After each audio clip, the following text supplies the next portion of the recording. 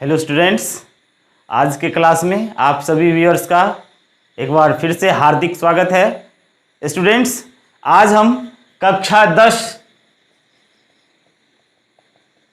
के सामाजिक विज्ञान पाठ्यपुस्तक के तहत भूगोल पाठ्यपुस्तक से जो हमारा टॉपिक पहले चल रहा था संसाधन के श्रेणी में हमने संसाधन को कई वर्गों में बांटकर अध्ययन कर रहे थे। तो उस सीरीज में आज हम पहुंचे हैं वन और वन्य प्राणी संसाधन पर। यह एक महत्वपूर्ण टॉपिक है आपके पाठ्यपुस्तक से जुड़ी हुई।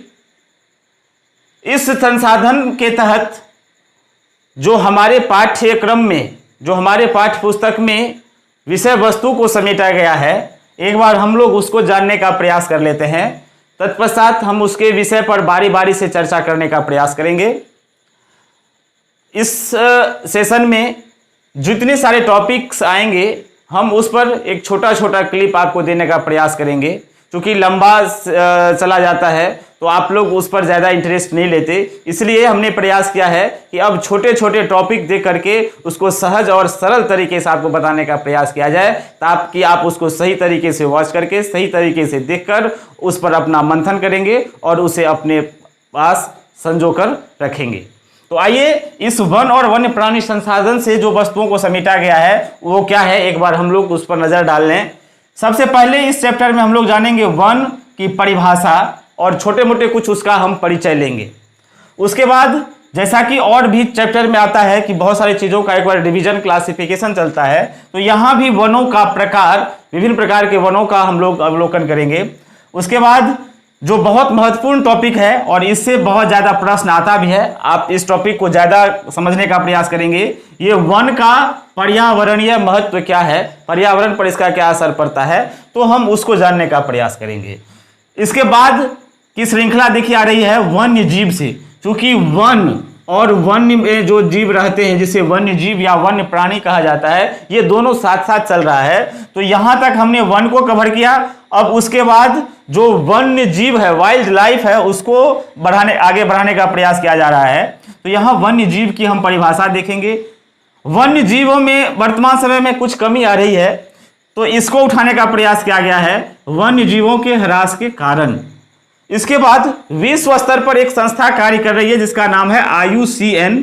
इसके द्वारा विश्व भर में बहुत सारे जीवों की जो प्रजातियां हैं, बहुत सारे जो जीव हैं वो लुप्त हो रहे हैं, तो वैसे प्रजातियों का वर्गीकरण किया गया है, उसे संकटग्रस्त प्रजातियों में रखा गया है। इसकी बहुत सारी क्वालिटीज, इसकी बहुत सारी कैटेगरीज हैं, आप उसमें देखेंगे। तो ये IUCN द्वारा संकटग्रस्त प्रजातियों का वर्गीकरण किया गया है, उसमें विभिन्न विभिन्न जीवों का नाम डाला गया है, वहां से एक नंबर के प्रश्न बन करके आते हैं।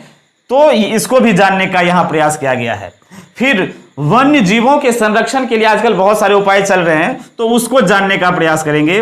फिर एक संग्रह करने वाली बुक है जिस रेड डाटा बुक और ग्रीन डाटा बुक, ये जीव जंतुओं से जुड़ा हुआ है और ये पादप जगत से जुड़ा हुआ है। रेड डाटा बुक और ग्रीन डाटा बुक, इसको जानने का प्रयास करेंगे। फिर जीव जंतुओं से जुड़ी हुई एक टर्म है इन सीटू, XC2 और हॉट स्पॉट, इसको भी हम जानने का प्रयास करेंगे। और इस चैप्टर में जो बार बार प्रश्न आता है इस चैप्टर से के इस खंड से, चिपको आंदोलन, आप लोग सुने भी होंगे चिपको आंदोलन। चिपक कर बहुत सारे लोग वृक्षों को बचाने का प्रयास किए थे, ये चिपको आंदोलन से जुड़ा हुआ है, इसको जानने का प्रयास करेंगे। फिर जैव विविधता एक टॉपिक आएगा, उसको जानेंगे। और वन्य जीवों के लिए कुछ संरक्षित क्षेत्र बनाए गए हैं, हम उसको भी जानने का प्रयास करेंगे। ये भी एक अलग टॉपिक है, वन्य जीवों के संरक्षित क्षेत्र। और इसके बाद जो बहुत महत्वपूर्ण क्वालिटी के जो कुछ वन्य जीव है जो जंगलों में पाए जाते हैं, जैसे बाघ, तो उसके लिए एक परियोजना आई जिसे व्याघ्र परियोजना कहा गया। फिर हाथी के लिए आया, उसके बाद घड़ियाल के लिए आया, मगरमच्छ के लिए आया, आजकल बहुत सारी जगह पर कछुआ के लिए चल रहा है, डॉल्फिन के लिए चल रहा है। तो इसको बचाने के लिए बहुत सारी योजनाएं कार्य कर रही है, तो इसमें हम लोग उसको जानने का प्रयास करेंगे। ये विभिन्न योजनाएं परियोजनाओं से जुड़ी हुई इस टॉपिक में। इसके साथ साथ हम लोग आज वन की परिभाषा और उसके परिचय को जानने का प्रयास करते हैं और बाकी की चीज़ों पर भी हम लोग इस पर नज़र डालने का प्रयास करेंगे। तो आइए हम लोग वन की परिभाषा को जानने का प्रयास करते हैं। वन क्या होता है इसे हम लोग जाने। कोई भी भूभाग है, मान लेते हैं कि यह एक भूभाग है, इसका एक खंड ये है।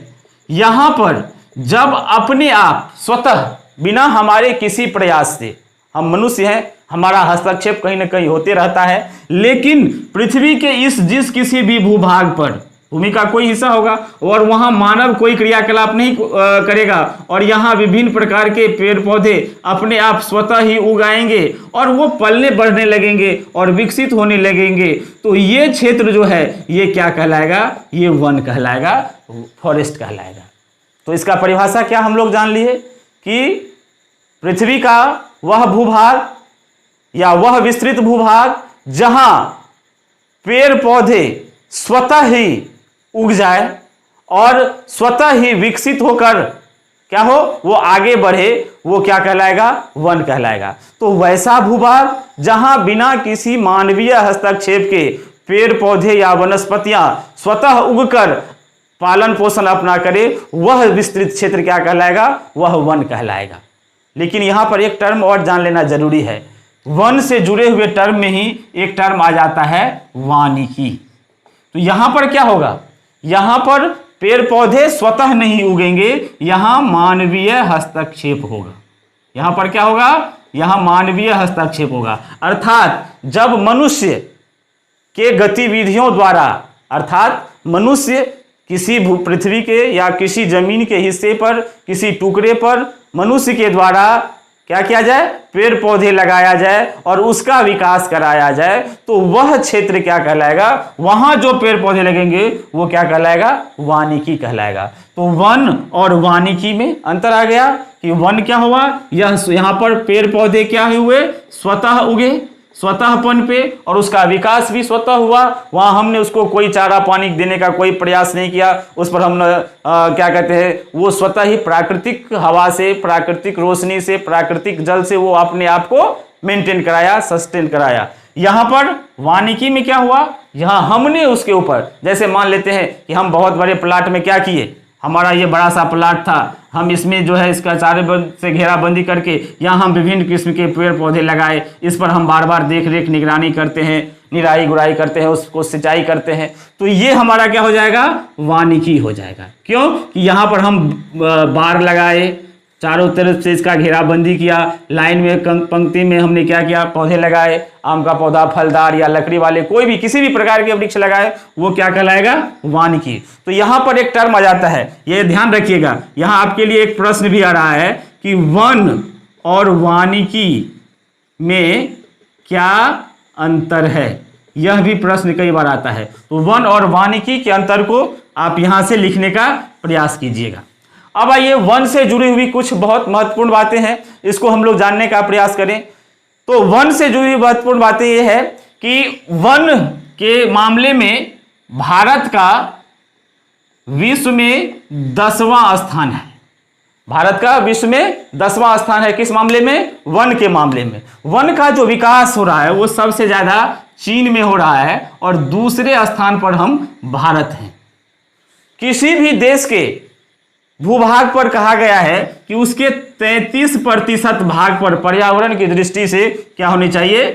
वन होनी चाहिए। और वर्तमान में लगभग कोई भी देश इस स्थिति को प्राप्त नहीं किया। वर्तमान में हमारे भारत के 21% भूभाग पर वनों का विस्तार है। वन की दृष्टिकोण से कि भारत में जो वनों का विस्तार है उसके दृष्टिकोण से मिजोरम जो राज्य है यहां पर सबसे अधिक प्रतिशत में वनों का विस्तार पाया जाता है। अर्थात एरिया कम ही है लेकिन उसके ज्यादा प्रतिशत भूभाग पर वनों का विस्तार है। लेकिन सर्वाधिक क्षेत्रफल में मध्य प्रदेश ऐसा राज्य है जहां सर्वाधिक क्षेत्र में वनों का विस्तार पाया जाता है। तो ये वन से जुड़ी हुई कुछ महत्वपूर्ण बातें हुई। वन से संबंधित और प्रश्नों को जैसे वनों का प्रकार और अन्य चीजों को हम छोटे छोटे क्लिप के माध्यम से आप तक पहुंचाने का प्रयास करेंगे। आशा है हमारा ये प्रयास आपको अच्छा लगा होगा। आप अपने कमेंट्स के माध्यम से या अभी तक आप देख रहे हैं लेकिन सब्सक्राइब नहीं किए हैं तो सब्सक्राइब करें, जिससे कि आपको आने वाले हर एक क्लिप की जानकारी अप टू डेट होकर मिलती रहे, आप इसका अवलोकन करते रहें। धन्यवाद।